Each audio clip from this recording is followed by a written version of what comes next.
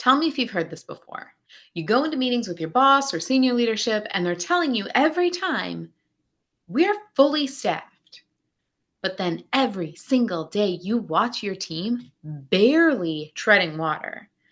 I mean, at the best of it, they are bobbing up and down out of the pool just to catch a breath.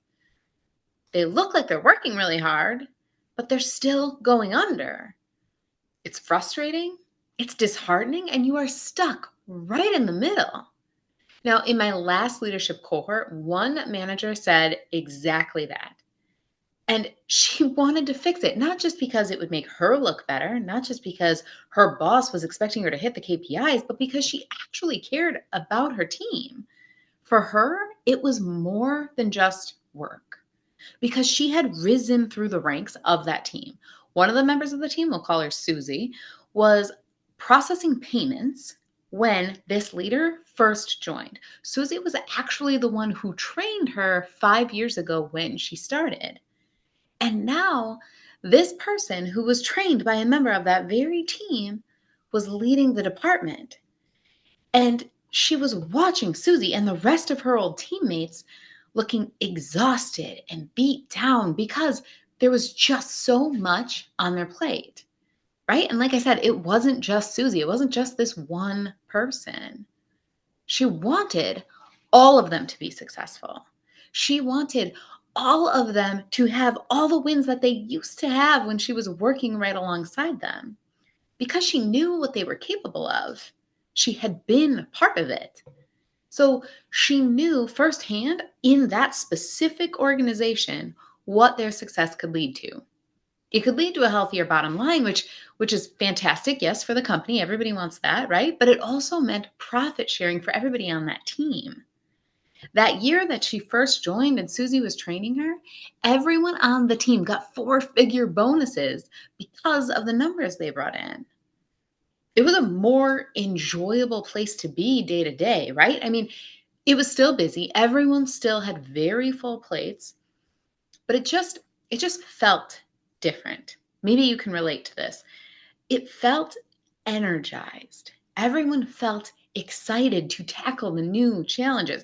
They even had this bell in the office where every time a new payment came in that they needed to process, someone would run across and ring the bell, and they would get these quick cheers from everyone on the floor, and then they would all go back to work because they wanted to run and ring that bell too.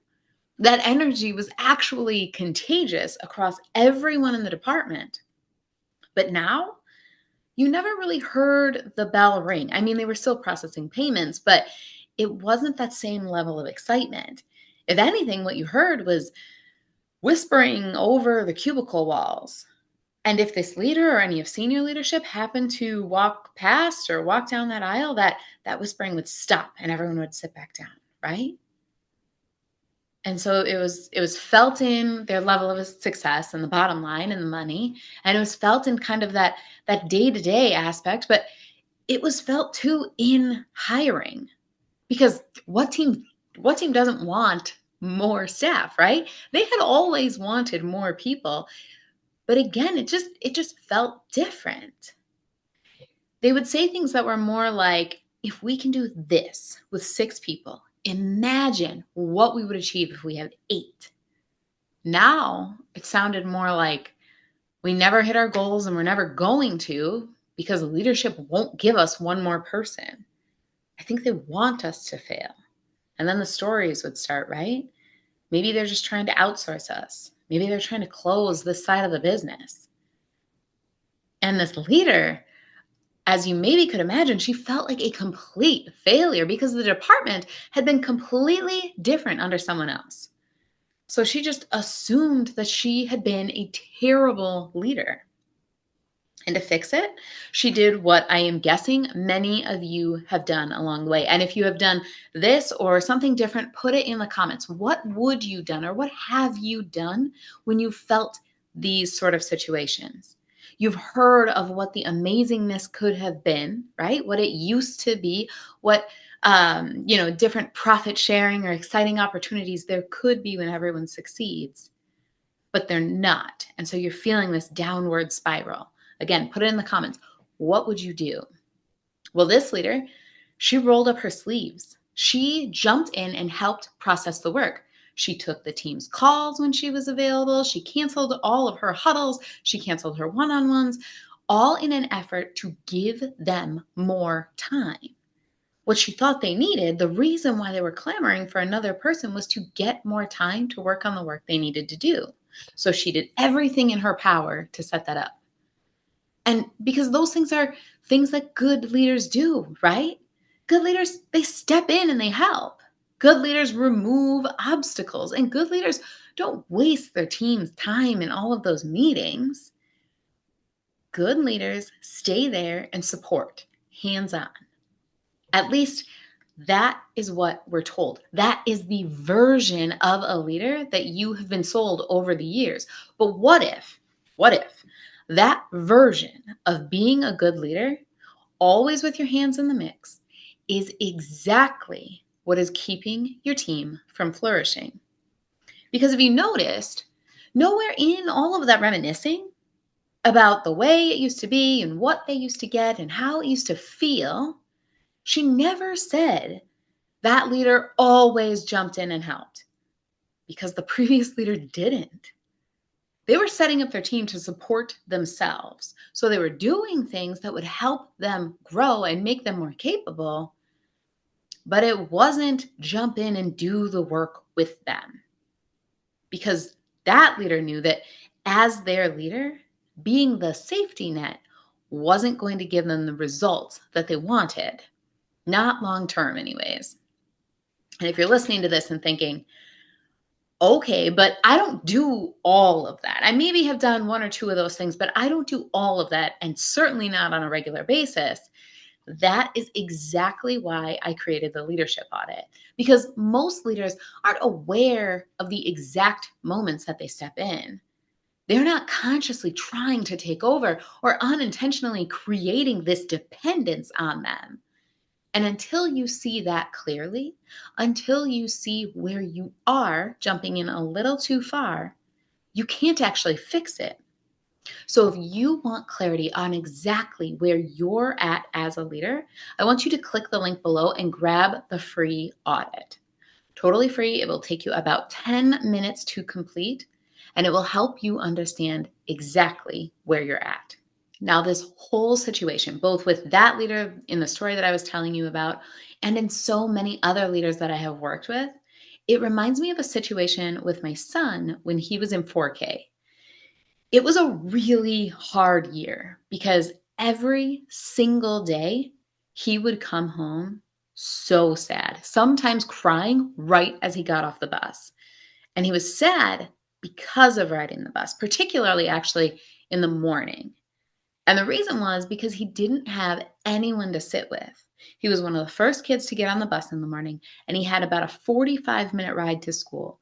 And every time that bus would stop at a house and pick up a kid, he would invite that kiddo to sit with him in his seat.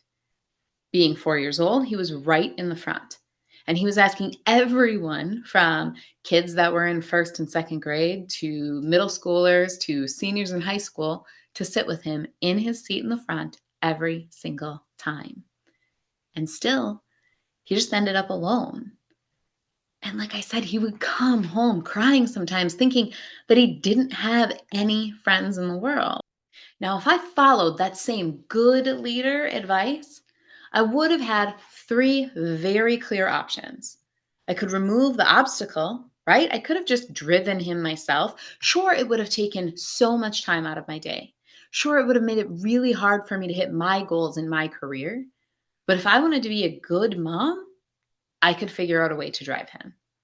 I could have gotten my hands dirty. I could have called all the other moms that I knew who had kids on that route and asked them to have their kids sit with him. Yes, it would have taken a lot of coordination, but I could have even, if I was a type A mom, which I'm not, I could have even set up a schedule so that Jimmy sat with him on Mondays and Judy sat with him on Tuesdays, and every other Wednesday we switched out for Ryan and Caden, right? I could have totally eliminated all of those uncomfortable conversations that I was having with him. Those ones where it is almost as painful for you as a parent as it is for your kiddo who's so upset. I could have just emailed the bus company. and said, there should be assigned seating on this bus. Why isn't there another kid assigned to sit in that seat with him? And those map perfectly, don't they, to what we see as what good leaders should do. We should remove the obstacles. We should jump in and roll up our sleeves, be helpful in doing the work. And we should eliminate all of those uncomfortable conversations and give them their time back. Eliminate all the conversations together, right? Just shoot an email over.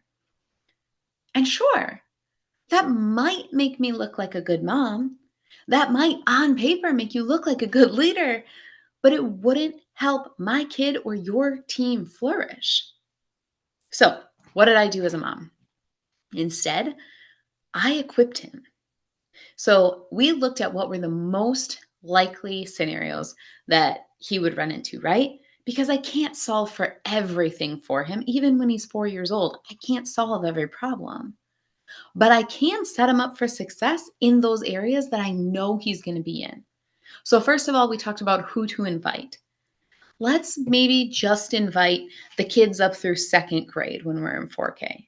I don't want him hanging out with the middle schoolers and senior high kids at that point. And also, they're always going to say no. If this 4-year-old asks a seventh grader to sit with him, they're going to roll their eyes and ignore him. So I could build his confidence in those moments. I could also build his confidence in the situations where truly everyone said no. So we live out in the country, and my kids are so into the animals and things that you see in the early morning. So we asked him to watch for deer. We asked him to learn the roads and actually learn the route. In the springtime, we would ask him to count the turkeys. And then we talked about making a plan, right? How could we make a plan that makes this situation better and has you thinking about what is good about the rest of the day? So he could think about what he was going to do at recess, who he was going to be friends with, who also rode the bus. So again, taking us back to point one, he would be more likely to see success down the road. And he could think about what he was going to do after school, because that would get him excited to just continue moving through his day. And those moments counted. Even when he didn't get exactly what he wanted on the bus, even when that perfect person didn't sit with him or no one sat with him, he could make the most and make the most of the time, right? And have a positive experience. And now, this kid, he makes friends with everyone.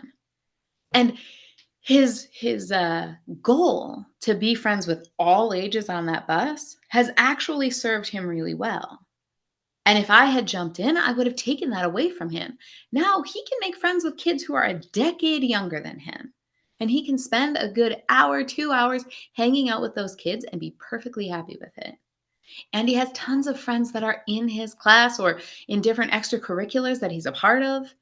He has so many baseball friends, I can't even count them at this point. And he can hold confident conversations with adults. He is, by definition, flourishing at the goal he had for himself and at the big picture that I could see for him as his mom. And it only happened because I chose not to settle for being a good mom.